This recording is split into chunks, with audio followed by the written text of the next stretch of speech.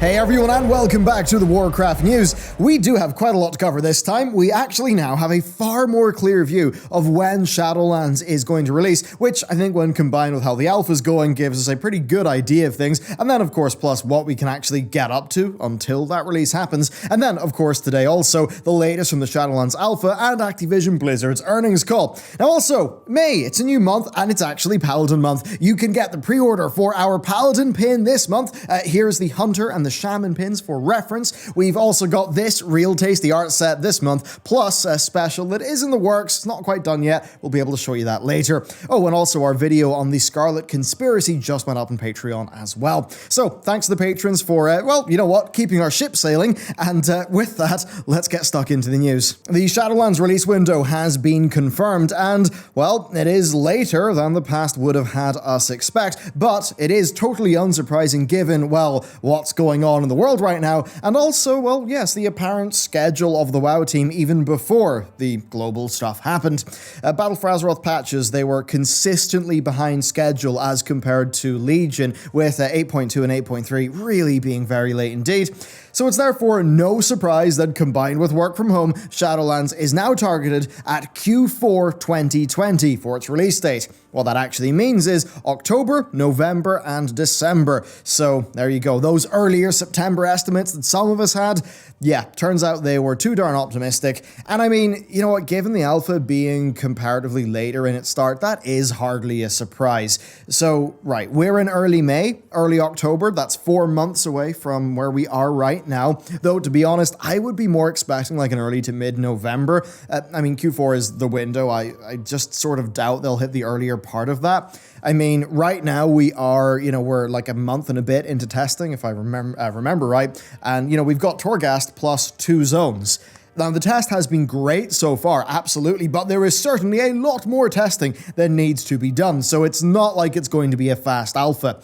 Now, of course, for, in-game content, it's going to be a little different because of the pre-patch date, so Shadowlands is, of course, going to have a pre-patch that will be featuring the new Scourge invasion, and usually those patches drop like maybe 3 weeks, a month before the actual expansion launch, so I'd probably expect that pre-patch like sometime in September. Of course, we always could end up in a Cataclysm-like situation, which would actually mean a December release date, which, I mean, certainly if that did happen, that would give the team more time to work on the expansion, which in many ways would be a good thing, even though we probably do want to get our hands on Shadowlands earlier. I mean, if that did happen, then I would maybe expect, say, BlizzCon to kick off the pre-patch event, or at least be timed close to it. Of course, that's assuming we actually, get some sort of BlizzCon or maybe a virtual stand-in this year. But yeah, basically, for now, what that means is that we are just left with 8.3 and Classic. But still, I mean, patch 8.3 is a bit dull, and I think most of the people who are just going to be playing Modern, like, they'll just be getting characters ready, things like that. Maybe if Blizzard did, like, a boost to the resources or something so you could get through your Horrific Vision talent tree a bit faster so you can actually play the darn game, maybe that would work. But anyway, there you go. We've got confirmation that the August release date pattern will not continue. In some ways, that is bad. Yes, the teams certainly are behind, and, they even were behind when, before stay at home actually happened. But another way it is good, because the team can't afford to rush this one out, and Q4 certainly will give them time for a strong and long testing period, which is exactly what we want. And next, well, Blizzard President J. Allen Brack, who I'm just going to call Jab from now on, he used the recent earnings call Q&A to, I would say, tacitly respond to Mike Morhaime's assessment that WoW is a less social game, now than it was in the past because of accessibility and streamlining. Now, being on the earnings call, Jab's statement was, of course, fairly fluffy, but the core basically is he said that WoW is just as social now as it was at launch, and that WoW's strength has always been in offering a breadth of experiences. He said that the modern game has, through listening to player feedback, they've expanded the breadth and the depth of the gameplay, making it easier to find friends, to group up with people, to progress, or to play alone, all within a social environment. Yes, play alone within a social environment. And that's, it's an interesting statement because, Jab being on a biz call, he kind of did the typical businessy thing of saying just about nothing of substance. I think Mike Morhaime's point was that in the older versions of World of Warcraft, you are pretty much forced into group play, right? Because that was the only way to get so many things done. And generally, there was a lot less catch-up and progression for the solo-only players and, less in the way of what I call disposable matchmaking. Like, you get 4 people, you use them, you throw them in the bin because you're now done with them, which, I think that is not really a very social experience. And, after going through the transcript, yeah, I think Jab is clearly wrong. I think he's wrong as hell. Modern WoW is obviously a less social game by design, and what I think that means is that more of the game can be done without having the strong social ties that you would have needed in Classic. Now, whether that is a positive thing or a negative thing, I think that's up to each individual. Certainly, I think it's interesting, though, that Jab felt the need to counter the headlines caused by Mike Morhaime's statement. I think that is very interesting. Maybe that actually exploded a little bit more, maybe ticked them off a bit. But anyway, as for the rest of the earnings call, look, it's mostly driven by Call of Duty. Basically, their Call of Duty Warzone has been absolutely massive, and it has then driven the pay-to-play Modern Warfare to basically break a whole bunch of franchise records, and that has, made them a massive, massive pile of beans. And then I'm sure a bunch of stuff happened with King, but, it's King. I don't care about Candy Crush, so let's move on to the next topic.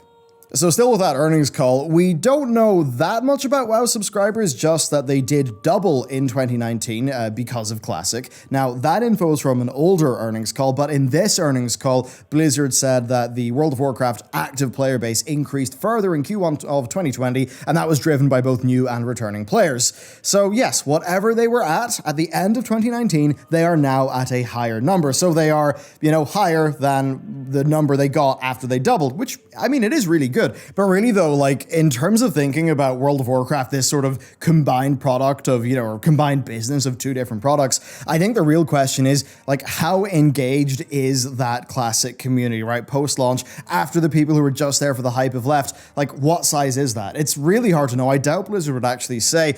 I'd suspect that the only good data we could get there is maybe relative numbers, maybe from WowDB, Wowhead, right? Anyone who's running a big database for World of Warcraft stuff, or maybe people who are doing class guide content for both versions of the game, maybe some comparative numbers. Now, of course, there could be some biases. Maybe Classic people would just be more likely to use databases and class guides, but something like that could give us some sort of an idea of the relative size of those populations. But anyway, that's, I think, something that would be really good for us to know, but we obviously have no way of knowing right now. Anyway, moving on to the other Blizzard IP, there's really not that much. Overwatch had more people, but a lot of that was just because of stay at home, and they basically didn't say anything on Diablo, StarCraft, Warcraft 3 Reforged, or HOTS. All just, things that are stagnant at best. And Reforged is a strange one. It's continued to have some patches. I think there was one on April 29th, but from what I understand, they are now actually struggling with matchmaking issues, right? Where EU and US players are actually being match-made with Asian players. So they're getting 600, 500 plus ping, which is really bad. Now, as to whether that is a matchmaking issue or maybe a player count issue that's forcing it to match,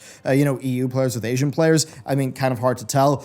But, certainly, I think the potential new Warcraft 3 players who were maybe wooed by the promise of a reworked campaign to fit into the modern game as well, I think they were driven off by Blizzard's backtracking from that broader ambition. And then the existing War 3 players, they just had their game ruined, right?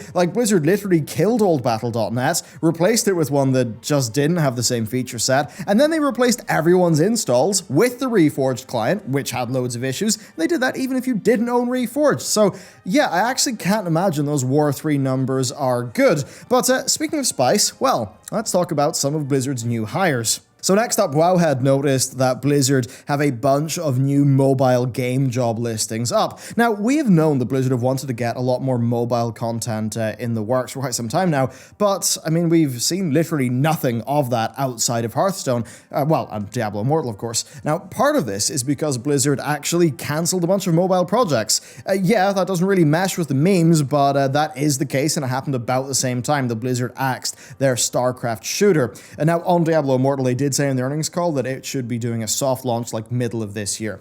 Now, it does seem like Blizzard may be ramping up production because of these new job listings. Is that good or bad? I mean, in terms of what Blizzard will do, given their financial incentives, I mean, for us, I doubt much good will come. But that said, many mobile phones are far more powerful than the Tegra X1 and Nintendo Switch in terms of graphics. I mean, my iPad absolutely thwacks it. And recently I downloaded Dead Cells and I paired that with my controller, and there I was playing Dead Cells at 120 FPS, seemingly maxed out at I think 2700 by like 2000-ish resolution, and it was a perfect experience. I mean, to be honest with you, if it was playing it on my iPad at 120 Hz with the controller versus playing it like on a 60 Hz monitor, I'd play it in the iPad. It was a brilliant experience. So, like, mobile games can be great. It's just another device to play a game on, pair a controller to your iPad or your phone, and away you go.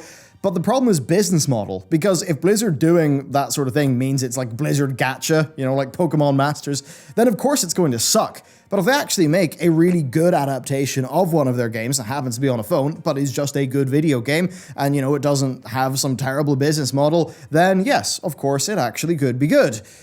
But I just don't have that much faith, to be honest, that a sort of, you know, a business facing the incentives that Blizz would have would kind of allow that to happen in terms of design. So there you go, a bit iffy. Anyway, moving on. So we've got something very, very interesting from Raider.io, who tweeted Mythic Plus run numbers that honestly are a little bit wild. It's pretty cool. So Mythic Plus is, barring the numbers from the start of BFA and all the people coming in to play the new X-Pack, Mythic Plus is actually at its highest numbers right now. Now, it's interesting is the spike that you see whenever Blizzard added their take on account-wide essences, though of course we should know that, I mean, character creation around that period and the period after that will have been higher because of the XP buff, and, you know, more people will have been playing because of stay at home and, like, in general. Anyway, I just thought this was an interesting tidbit, like some cool numbers, so I just wanted to highlight it a bit. But yeah, I mean, did account-wide essences actually get you playing more? If so, let me know down below. And with that, let's go and let's hop in to the Shadowlands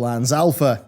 Okay, character creation. So while the new character customization options are really cool, to say that feedback was mixed on the new UI would be rather generous. And, you know, while I liked the cleaner look and the greater focus on characters, I will admit that, yeah, it was a bit devoid of personality. A lot of people called out that. And it certainly did even have, like, style clashes between its different elements, like, you know, the bevel and some buttons different from others and all that stuff. But the good news here is that it very much is being worked on. So the sliders, which didn't make much sense when they were selecting between distinct options, not granular scales, well, they've now been replaced. They're no longer sliders, and they are now drop-down menus. And there's even like things like proper names for the hairstyles. And sure, this UI may not be pretty, but it sure is a hell of a lot more usable.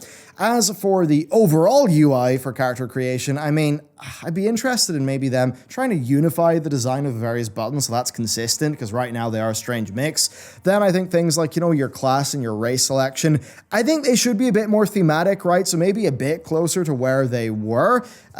So I think that, but I do think the character customization view with more of a focus on your character that is a bit more minimal, I think that is really good. Anyway, with that, let's move on. So when people logged into the Shadowlands alpha, they found out that, oh, unicorns can fly. Yep, your unicorn mounts, like the ones from Legion onwards, they can fly now. So that's actually pretty sweet, and it does make a lot of sense because that base, I think it's called Horse 2 in the game files. I mean, they've got so much mileage out of that damn thing, but that's used like at least 2 or 3 times for different mounts in Shadowlands, so I guess it makes sense that they're giving them that function. And speaking of Blizzard giving functions, we've got something that is nice to see, but probably won't really matter for anyone. Blizzard have added the /countdown command, and I mean, it's going to do what it says. It's going to start a countdown for anyone in your group. Yes, it is what DPM and bigwigs have been doing for years, but hey, it's in your game now by default. This is probably, I mean, It's the sort of thing where, does it matter they've done this? No, but is it ridiculous that it wasn't there in the first place because everyone used that functionality in add-ons anyway? I mean, yeah, so I'm actually glad they did this. Definitely a good thing, but I guess it is weird, that sort of gulf of functionality between the default World of Warcraft UI and, you know, ones with weak auras and DPM and all of that stuff. And it really is at that stage where, how much of WoW can you realistically, like, play with just the default UI out of the box? I mean, if you start getting into Mythic Plus and raiding, you're trying to push your, you know, push keys and stuff, default UI doesn't really work. To be honest with you, I actually do think Blizzard should just embark on an internal project just called like, you know, UI V2 or something, and just completely redo the WoW UI from the ground up and, you know, give people the option of which one they want. But at this stage, I really do feel like the look and feel of WoW's UI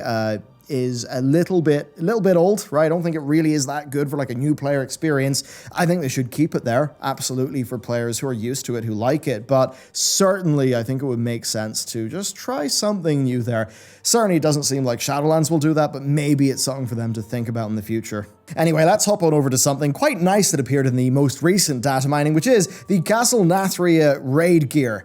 And it's really nice. It's really, really, really nice, especially like the leather stuff. Those hats as well are really cool. And look, I'm glad the class gear is returning, but it is nice that, you know, one of the final sort of BFA style, you know, raids having just visuals based on the armor type. Yeah, it's nice that one of the final ones is actually going out with a bang. Certainly, this is a really, really cool design. So yeah, there you go. I think that's definitely something I'll be trying to hunt down for my characters. And with that, and I suppose, you know, speaking of the color red, let's move on to this very interesting thing found in the Maw. So I want to highlight these Maw Skybox elements that WoW had data mined. Why? Well, it's pretty simple. They're cool. I think they look really nice. And also, I mean, the red reminded me of Argus, and that kind of ties into the discussion that we had in the last WoW News video about the relationship between the Titans of Life and Death, Argus, or well, ANR and Argus, and the Shadowlands, and then what I call the Lifelands, which basically, I would say, is, you know, what the Emerald Dream is a part of. So yes, this Skybox, it's in the Shadowlands is Maw, and it's red. That's the same color as Mythic Argus. And I've got to wonder if there's anything going on there. I mean, Blizzard, you know, it's pretty clear that they've been wanting to investigate the Titans' role in the universe a bit more in the modern story, so maybe little things like this are actually hints that could amount to something. But anyway, yeah, there's a little speculation thing going on, and I'm just going to finish things off with just more of a quick open discussion on how the alpha is shaping up. I'm going to do a full video on this, but I mean, yeah, basically now, you know, we've got 2 zones. What's been nice is they've been making character templates that have been pretty good, and they've been doing a lot of targeted stuff, like for Torghast. That is, you know, it actually came out with a limited number of classes. They just added, I think it's Druid and Shaman in the most recent build, but it's actually really good because that means, you know, we're seeing more iteration, more targeted feedback.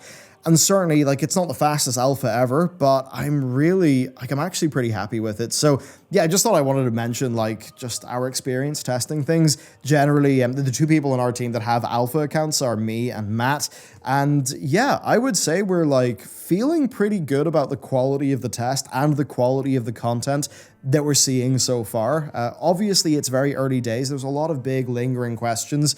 I mean, certainly there's the Covenant stuff, right? I think that's the main one for me, that and the soul binds and the conduits. But still, things are actually shaping up pretty good. I think we've got, you know, we do have unknowns, but at least those are tempered by a Blizzard that seems to be running a better test and seems to be better at communication. So there you go, all interesting stuff. I'm actually, now that we're a month and a bit in, I'm feeling pretty decent about things, actually, feeling quite positive. So it'll be exciting to see once this actually opens up a bit more and once we get into that end game testing, because once the end game is active, then my goal is to do the second pass for all the classes. Right now, you'll have noticed we've not talked about the Covenant abilities or the soul binds or anything like that in our class videos, because for us, the whole point has been, what is, like, the design of the class? Not the bolt-ons we're going to throw on it and then lose in a year and a half or 2 years. What is actually the baseline health of each class? That's what we've been focusing on now. But then the next wave of class content that we do, well, that is going to be at endgame, right? Because it seems like Blizzard will be giving us endgame templates, unlike they did for BFA. You know, so we'll get that. We'll be able to choose our Covenant abilities and our soul binds and all of that stuff, and just give you guys like a more firm idea of how the class is actually going to play once it's in your hands.